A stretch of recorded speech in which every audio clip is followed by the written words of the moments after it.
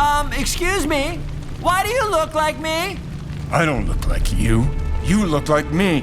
Why do you look like me? Hey, you know what? I'll ask the questions, new hedgehog. Lord, give me the strength. Good evening, folks. So, we are on the eve of the release of Sonic the Hedgehog 3, so I better go ahead and get my thoughts out on Sonic the Hedgehog 2 before it's time to get my thoughts on Sonic 3. So, quick recap of what I thought of the first Sonic movie. It's just a film that I am 100% indifferent to. I don't necessarily hate it, I don't necessarily love it. I just do not care about it in the slightest. It is just very far removed from what I was looking for in a Sonic film for far too many reasons to count, chief among them being that they just never got Sonic right in that movie. However, I seem to be in the minority on that because Sonic the Hedgehog movie was really well received when it came out in 2020. While it wasn't a huge hit with the critics, the reception was overall positive, and it did do gangbusters at the box office, so it wasn't long before there started to be talk of sequel, and I did not care in the slightest because, again, I did not care for the movie. I just did not care about them doing a sequel. However, I ended up getting suckered into Sonic the Hedgehog 2, I would say. Outside of the fact that it's exciting to hear that they were going to include more elements from the games, which was something the first movie was sorely lacking. The trailers looked fantastic, and you know what? I kind of thought it looked like fun. It kind of looked like the Sonic movie I wanted out of the first movie. And it also helped that at the time I was in a relationship with someone who really got into my enthusiasm for the series and asked me to share it with them. And it was real convenient because not too long after we started dating, they got shipped out for some military training. So we would have to do virtual dates a lot. Me just playing the Sonic games for them while I told them about my love for the series and why it meant so much to me. It was a lot of fun. So when she came back for Easter, we went to see the movie together. And I remember walking out of the theater with a big old smile on my face. And because of that, I probably judged the movie a lot better than the first movie. However, not too long after that outing, the relationship ended, and it kind of left me with bitter memories of Sonic 2. So I haven't really watched it since that first viewing way back in 2022.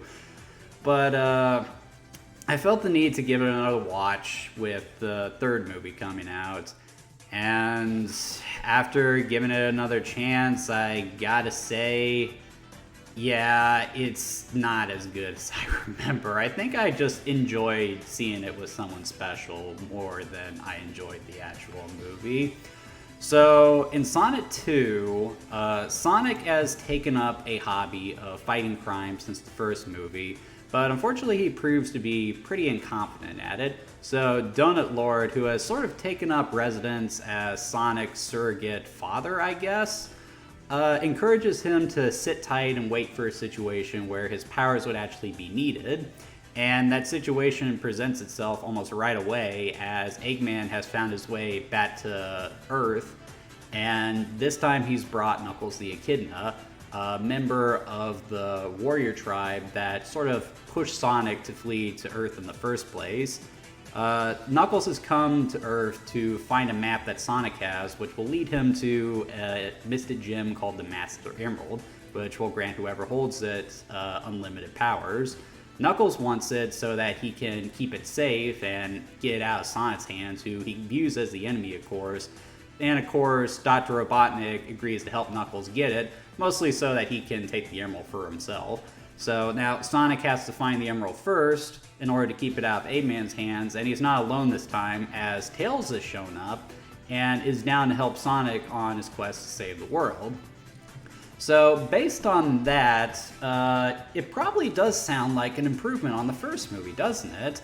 One of the problems I had with the first movie was that it didn't seem to be diving into the lore of the Sonic series. It was really just a movie that had a character named Sonic in it, rather than being a Sonic movie proper. But this movie, it seems to be incorporating more elements from the games. Tails and Knuckles are here. They're chasing after the Master Emerald, which, you know, I would prefer the Chaos Emeralds, but whatever. And there's lots of other callbacks to the games too. There's a scene where they're flying around the tornado, the climax they fight the Death Egg robot. It does seem like they dug deeper into the franchise than they ever did in the first movie. However, watching the movie again, I couldn't help but feel it was all skin deep. It kind of reminds me of the second Michael Bay Ninja Turtles movie, where people really hated the original movie. So to kind of save face for the sequel, which got made because the first film made money despite how much people hated it, they included stuff like Bebop and Rocksteady, Krang, the Technodrome, you know, a lot of stuff from the 80s cartoon. And yeah, it was cool to see that, but that's all it was. It was just neat. It was just made with a dose of member berries. And that's kind of how I feel about Sonic 2 as well. While it is cool to see Tails, it is cool to see Knuckles and Master Emerald, the Death Egg robots, it doesn't really add a whole lot to the overall story as is. And it also doesn't help that they're still clinging to the continuity of the original film as well. So the human characters are still around. It still mostly takes place in the real world. There aren't a lot of locations from the video game. It still just feels like a movie that has Sonic in it, rather than a Sonic movie, I should say. Like, it just doesn't feel like I'm watching something that really represents the games, like, say, the Super Mario Bros. Movie does. And it also doesn't help that the film still suffers from my biggest issue with the original film, and that is the portrayal of Sonic. This is still not Sonic. Now, to their credit, they are trying to make him closer to how he is in the games. He is fighting crime this time. He is a little more heroic. He's trying to save the world instead of his own skin, like in the first movie. He's a little more confident in his abilities, so this is closer to what I expect out of the Blue Blur. The problem with it is that it's still really far removed. For starters, Sonic still doesn't have the confidence that I look for in the character. His confidence honestly seems a little misplaced considering how incompetent he is as a crime fighter. He comes off more as a kid who thinks they're hot shit because they're really good at Fortnite. He still doesn't have his love of freedom. In fact, I find it really strange that he's sort of living under the roof of Donut Lord and Pretzel Lady. Whereas the Sonic I know would just kind of come and go as he pleases and would mostly be going because he likes to travel. And he still doesn't really have that strong sense of life, right, that I look for. I kind of get the sense that he just decided to be a crime fighter because he saw a couple of Marvel movies. I mean, Blue Justice? You really going with that line, Sonic? So, yeah, I can tell that they're trying, but it's still not Sonic, guys. You're missing the mark a great deal. And I have a feeling that's going to be an issue I'm going to have with the third movie. I know I'm going to have that issue with the third movie just based on the trailers as is. And I'm starting to get the sense that I just need to suck it up and accept it that the Sonic I know and love just isn't in these movies. It's some other multiverse Sonic or whatever you want to do. And the problem isn't just with Sonic either, because now it extends to Tails as well. So I always felt that Tails should have been in the first Sonic movie. I really feel like how it should have worked is sort of present Tails as the main character, and then have him meet Sonic and have Tails grow as a character as he gets to know Sonic. That way you can sort of leave a lot of Sonic's backstory up to mystery, you know, build an allure around the character and then develop Tails as he gets to know Sonic. That way you don't have to change Sonic's character to accommodate a poorly thought out backstory. And this film kind of demonstrates why, because Tails is just kind of here, and his only real character is that he's a fanboy of Sonic's. And that's, again, just not the character that Tails is. So Tails' character, I feel, is often misunderstood by people who aren't really familiar with the series. He's not so much Sonic's punching bag of a sidekick like, say, Luigi is for Mario. Sonic and Tails more have a brotherly relationship, and Sonic actually respects Tails as an equal because he's one of the few people in the world who will actually charge into danger with him, whereas most people will turn tail and run the other way. And the thing is, Tails is extremely useful in Sonic's crime-fighting escapades, mostly because there are situations that Tails can help Sonic deal with that he on his own wouldn't be able to. So the fact that Tails is just kind of a kid following Sonic around and, not contributing as much as he should, it just feels wrong. But then again, they got Sonic wrong, and they're kind of having to rush this friendship they have. I'm just saying, they really should have had Tails in the first movie so that he and Sonic could get to know each other better and have that lifelong friendship that is so charming in the games. And then you also have stuff from the previous movie. Donut Lord and Pretzel Lady are in this movie, and it's very clear that the film doesn't really know what to do with them because they're sort of sidelined for most of it. Even Eggman's assistant comes back in this movie, which is like, what? Why?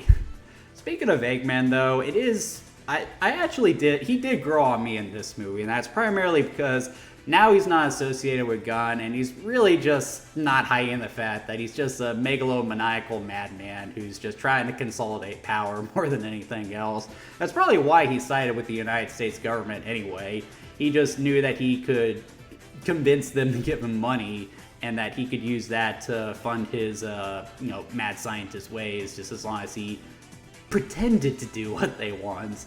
But yeah, Jim Carrey is still entertaining as the character, and there are actually some really good moments with them. One of my favorite scenes of the movie is actually the opening where he's on the Mushroom Planet, and then Knuckles and some allies come, and he actually manages to get the better of them with some booby traps.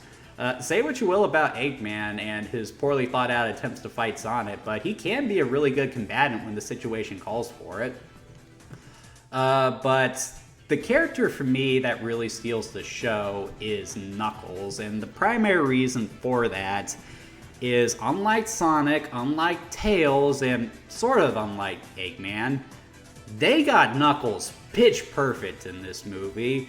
So the whole deal with Knuckles is that he's supposed to be something of an antithesis to Sonic, whereas Sonic is the wind who believes that he can really only do the right thing as long as he's able to run free. Knuckles is a character who is willing to sacrifice his own personal freedom for the greater good, so he really takes his duty, which is to protect the Master Emerald, very seriously, which has led to a very isolated lifestyle compared to that of Sonic, which is why the character tends to be so gullible. And that's really why he and Sonic tend to butt heads, because Knuckles tends to get tricked into thinking people like Sonic are his enemies, when in reality they are his allies. So, and they just got that perfect in the movie. Knuckles' goal in this film is to obtain the Master Emerald, and again, it is so that he can just keep it out of harm's way. It's clear that once he has the Emerald, he intends to just make sure nothing happens to it. He doesn't have an ulterior motive outside of that.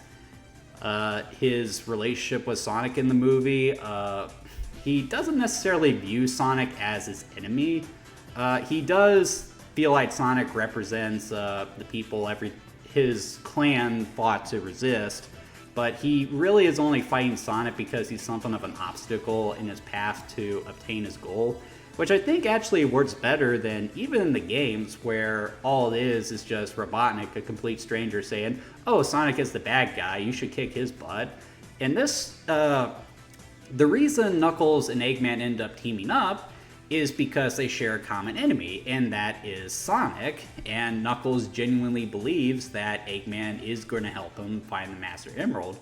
So it's very important to him, so he's willing to take all the help he can get, but he's also so fixated on that he can't see that Eggman is playing him for a fool until it's too late. I also really like how he and Sonic slowly become friends and realize that they should be on the same side. In the games, it only came about when Eggman stole the Master Emerald out from underneath them. But here, there are a couple of really good moments where he and Sonic actually talk things out instead of fighting. And you can see that Knuckles is slowly starting to see a lot of common ground with the Bloober, which I thought was really good.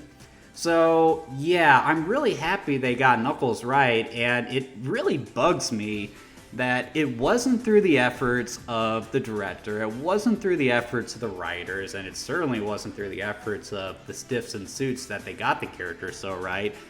It was primarily due to the efforts of his voice actor, Idris Elba. I remember when it was announced that Elba was going to be playing Knuckles, a lot of people were skeptical, but he apparently really took the role seriously. He actually did extensive research into the character, digging into the games, comic books, TV shows, anything he could find to get a grasp of his character. And I have a feeling that through that research, he shared some of that with the writers, because there are some elements from the comics, the series at large that made into the movie. Even that idiotic writer from the Archie comics threatened to file a lawsuit against them for using elements that are similar to his work. So, yeah, Idris Elba, he really brought the A game when it came to portraying Knuckles, and I'm glad he was able to influence so much of the character. He is easily the best part of the movie, and I gotta be honest, he might be the best part of this franchise. Hell, he was even the best part of Wade Whipple's spinoff. I mean, yeah. I really appreciate the effort, Idris Elba. Like, you are the only one working on these movies who seems to give a damn about this franchise, and I really wish that effort could go towards a better film franchise. But yeah, dude, mad respect to you. So, based on all that, you guys are probably getting the sense that I dislike this one about as much as I do the first movie. And that is sort of the case, but not for the reasons you expect. But before we get into why I feel that way, I do need to highlight some genuine improvements over the first movie. For starters, the action scenes in this movie. For starters, it leans way more into action than it does comedy in this film. Don't get me wrong, it is still a comedy, action comedy, so there is a lot of jokes in there, but there are lots of really good action scenes as well. The opening where Sonic is fighting crime in Seattle, it's a fun scene. Any scene where Sonic and Knuckles are fighting is also a lot of fun. The scene where they're snowboarding down the mountain made me think of Ice Cave. The climax where Sonic, Knuckles, and Tails are fighting the Death Egg robot, and it's the kind of thing that I have always wanted to see on the big screen. That is what I have always wanted to see in a Sonic movie. And like, I remember going to see it for the first time and even watching it again for this review. I got excited. They are just so good. But unfortunately, for every good scene that is in this movie, there is also a scene that is just so bad. The Rube Goldberg machine, the Home Alone montage, the dance battle. Why is there a dance battle dead center in the middle of this movie? And then there's this subplot about a Donut Lord's sister-in-law having a wedding in Hawaii, but it turns out to be some kind of elaborate plot by Gunn to capture Sonic. I get the sense that through the influence of Idris Elba, as well as the fans who, let's be real, are the ones who saved the original movie from not being worse than it was, influenced the film to be closer to the games. And you can definitely see that, because that's part of why this film ends up being better. But you also still get the sense that there's still one or two, like, asshole executives that just keep hanging around and hovering over everyone's shoulders saying, cut to the funny, let's have Sonic act like that kid in Home Alone, because that's what kids want to act like. Let's make him relatable. And, have a dance battle in there too, because kids love watching CGI animals dance. It's like, dude, just shut the hell up and just let these people make the movie, for crying out loud. I mean, it has Sonic in the title. It's gonna make money. Like, I don't even think the third movie's gonna be good, and I'm still gonna go see it for crying out loud. So yeah, that really sums up my opinions on Sonic the Hedgehog 2. This film definitely has much higher highs than the first movie. There are some scenes in this movie that I just outright adore. They are so good. But the thing about it is that the film isn't just those moments. There are also much lower lows as well. And as a result, I feel like that kind of evens out the quality of it. While the original Sonic movie doesn't have the same highs that this one does, it's also just of a very consistent quality from start to finish. It is just consistently average. Whereas this one, parts of it are really good, but then there are other parts that are just downright insufferable. So, yeah, if I had to pick between the two movies I would watch, I would definitely pick the second movie, but I have to preface that a little bit by saying that I would probably have the rewind button on standby as well, so I could fast forward any of the scenes that I don't like, because there are just really bad scenes in this movie.